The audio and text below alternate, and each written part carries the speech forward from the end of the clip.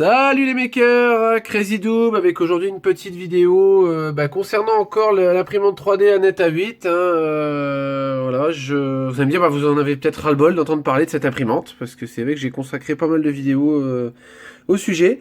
Mais en fait, je me rends compte que j'ai encore pas mal de questions sur les améliorations, etc. Et depuis la dernière vidéo, j'ai fait encore quelques petites modifs dessus. Donc voilà, on va dire que là je suis pour ainsi dire à la version finale, parce qu'il n'y a plus trop d'améliorations possibles, même si on aime bien, il y en a toujours encore, hein, mais bon, voilà, l'imprimante là est dans son état définitif, elle fonctionne bien, elle est stable, donc voilà, je vous refais une petite vidéo, donc je suis désolé pour ceux que ça va saouler, mais voilà, je voulais satisfaire tout le monde. Donc, concernant les modifications, moi je vais reprendre de zéro par rapport à la vidéo précédente, voilà, comme ça vous verrez un petit peu tout ce qui a vraiment été fait. Les premières choses qui ont été faites, donc c'est le système de prétentionneur pour l'axe Y qui est ici, donc un petit système qu'on trouve sur Thingiverse assez facilement. Ici en fait pour améliorer la rigidité, donc pareil c'est des pièces qu'on trouve sur Thingiverse. Donc à savoir que pour la rigidité, on va retrouver le même système sur l'arrière, en fait, ici. Je l'avais modifié un petit peu par rapport à Thingiverse. Par contre, j'ai fait des petites modifications, bon, pas grand-chose. On voit, voilà, ça rigidifie, en fait, vraiment tout le châssis sur l'axe Y. Ça permet de garder une bonne tension, même avec le temps. Donc, on retrouve le même système ici, en fait, pour l'axe X. Donc, avec le système avec une petite vis ici, et puis un petit carré, en fait, qui est tiré pour l'arrière pour la tension. La fixation de la courroie ici, en fait, qui avait été modifiée aussi.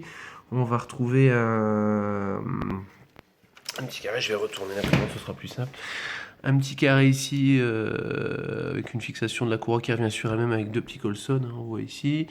Ça passe à travers, comme ça, il n'y a pas de souci. Là, on aperçoit un petit raclette, donc ça, c'est un truc que j'avais créé moi-même. Voilà, c'est alimenté en 12 volts directement sur la lime avec une petite résistance.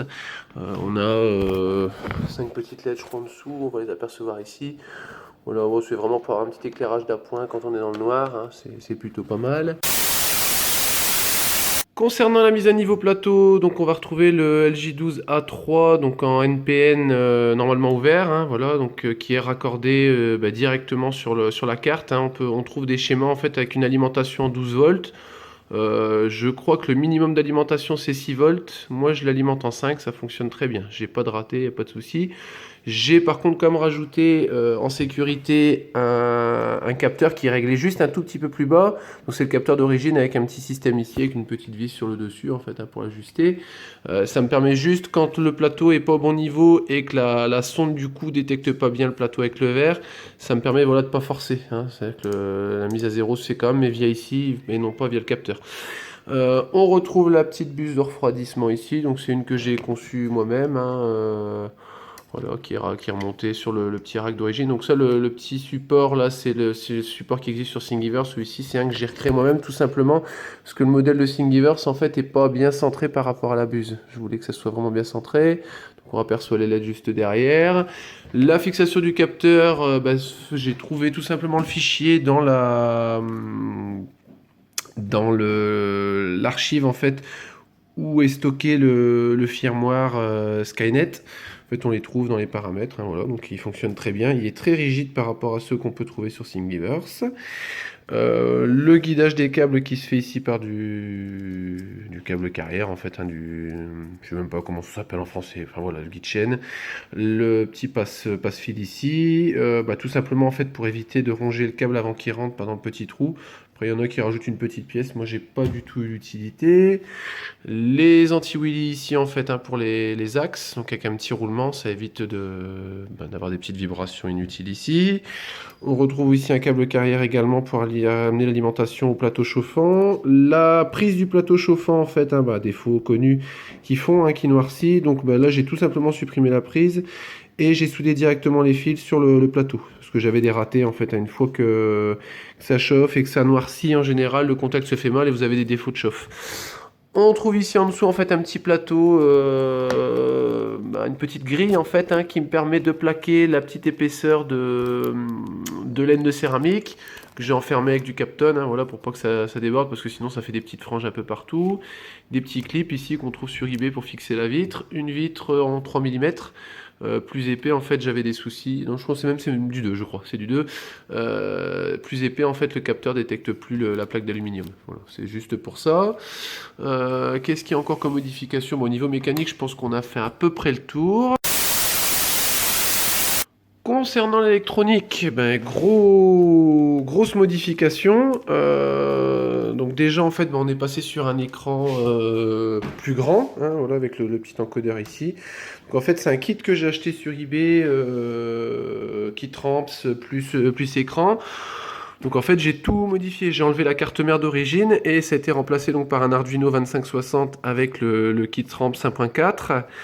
Bon, concernant l'installation, il y a une vidéo qui est en cours de préparation. J'ai filmé quelques étapes, mais encore beaucoup de travail avant de la sortir. Donc ce sera pas pour tout de suite, d'autant plus que c'est quelque chose d'assez pointu. Mais bon, voilà, après si vous êtes un petit peu bricoleur et que vous renseignez, on trouve déjà des tutos sur internet pour le faire. Voilà, ça viendra, mais pas tout de suite. En gros, en fait, déjà on se contente de remplacer les prises, hein, les prises d'origine qui sont des prises XH blanches. On remplace ça par du connecteur plat type Dupont en fait, hein. Voilà, on reconnecte aux bons endroits. L'avantage du coup, c'est qu'on peut régler l'intensité des moteurs avec les petits pololus ici, hein, les 49-88 de mémoire. L'alimentation du plateau chauffant se fait via deux MOSFET, en fait, deux kits MOSFET que j'ai trouvé sur AliExpress. J'ai pas payé très cher, alors méfiez-vous parce qu'on peut les trouver jusqu'à 15 € pièce.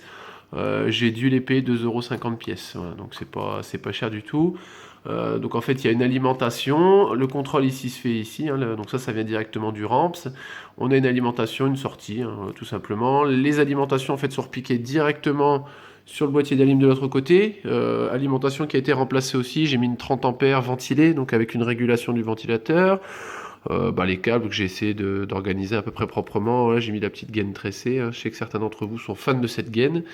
Moi aussi. Voilà, donc après le petit écran, je vous dis, qui est raccordé par derrière. Donc du coup, j'ai dû tout simplement scier ici le haut du châssis. Bon là, c'est pas très propre parce que j'ai rempli avec du mastic. Mais voilà, j'ai scié toute la partie haute pour rentrer l'écran à l'intérieur. Et puis j'ai fait une pièce en plastique ici pour fermer l'ensemble, quoi, hein. Donc c'est esthétiquement, en plus, c'est plutôt pas mal, hein. C'est plutôt joli, j'ai envie de dire. Voilà. Voilà, concernant la partie logicielle, un firmware qui a été modifié, donc basé sur Skynet 2.3.1. Voilà, donc avec des petites fonctionnalités supplémentaires, comme par exemple la mise à niveau automatique du plateau en fait, hein. Voilà, quand on fait une origine auto, donc le X et le Y se mettent à 0 de manière traditionnelle. Par contre, concernant le niveau plateau, voilà, on voit c'est la petite sonde en fait qui fait le travail. Et ça permet en fait de prendre le 0 systématiquement par rapport au plateau et non plus par cette sonde là, et du coup toujours avoir une mise à niveau parfaite. Savoir qu'on a ça, et on a également la mise à niveau plateau sur 9 points, donc pour l'inclinaison du plateau. Donc si je fais un réglage niveau plateau, voilà, en fait il va venir sonder 9 points sur le plateau et corriger automatiquement l'inclinaison.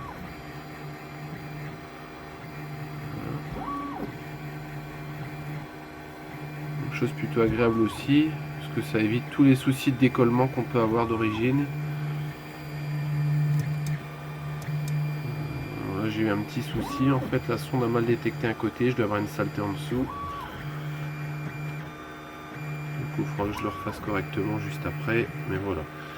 Donc on voit la mise à niveau se fait automatiquement, et voilà. Donc ça c'est très pratique.